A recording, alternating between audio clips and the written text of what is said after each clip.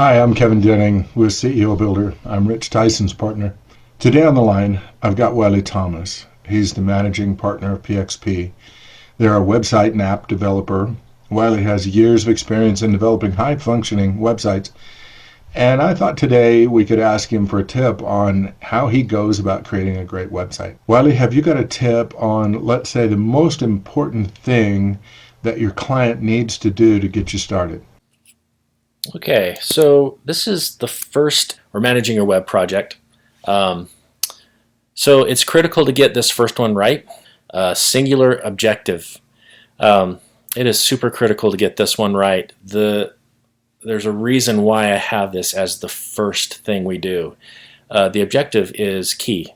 We have to know the objective. And everyone involved as you onboard developers, project managers, employees, they have to know what the objective of the project is, of the website.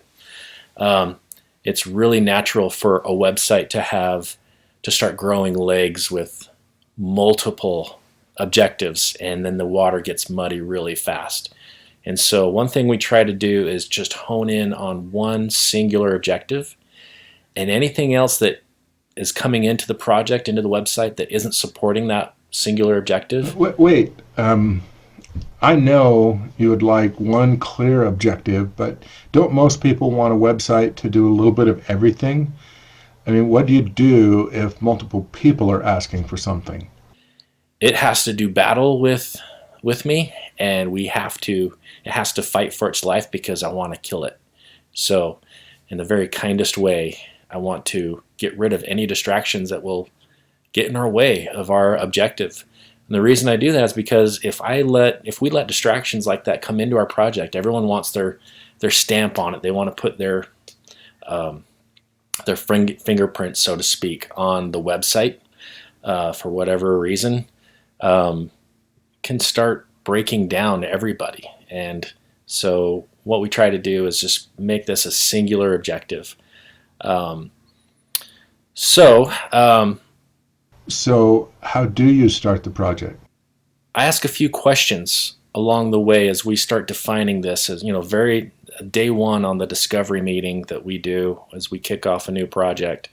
Um, why are you building a website? And it seems a strange question for someone who sells websites to ask a business owner, but I ask, why are you building one? Why do you need a website? It kind of starts getting our mind thinking a little bit more in the track that we need to be thinking about our website, rather than um, okay, for marketing, for SEO, so people can find us, for brand recognition.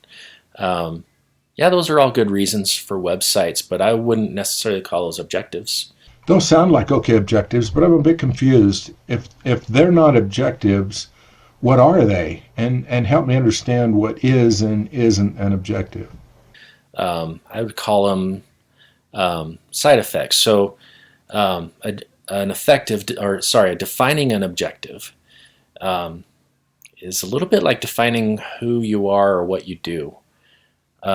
So let's talk about what constitutes an objective. I've got a list of what objectives are and what they are not. Might be easier if you were following along, but basically what objectives are. Um, if a website was a booking website, the objective would be easiest place to make reservations, or an objective for a content website would be best source of information. Um, if you're a production tool, it'd be a robust collaboration tool would be an objective. The best online learning tools if you were doing ed tech.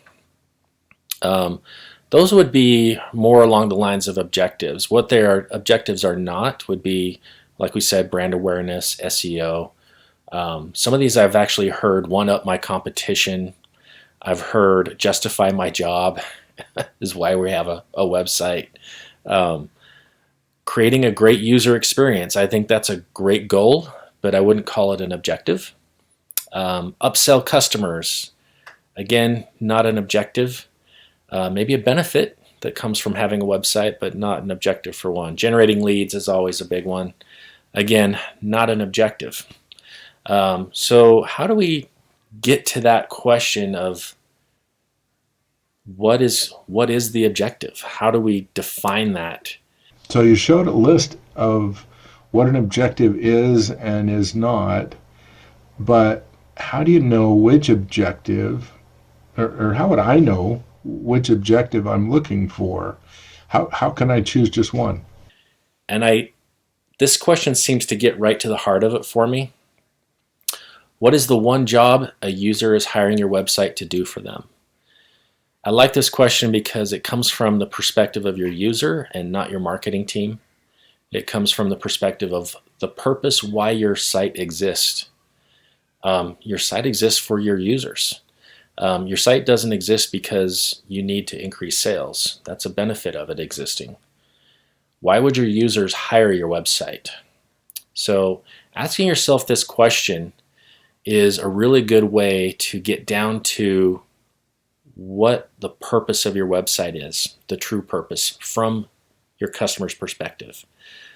All the other business benefits that I think we naturally just go to without thinking about it, all those still are there. We don't have to build a website specific to any of those. If we focus on what the user's purpose is on our website, those other benefits will happen naturally. So why are you building a website, and what is the job they're hiring you to do is very first step. So anything I can do to help, I've got a lot of experience. I've seen just about every kind of web project you can imagine in every scenario. So I'm happy to help, and I'll see you soon. Okay, bye-bye. Wylie, thanks for taking a few minutes. And thank you for joining me today. Please subscribe to our channel if you haven't, and I'll share more ideas and tips with you in the future. See you next time.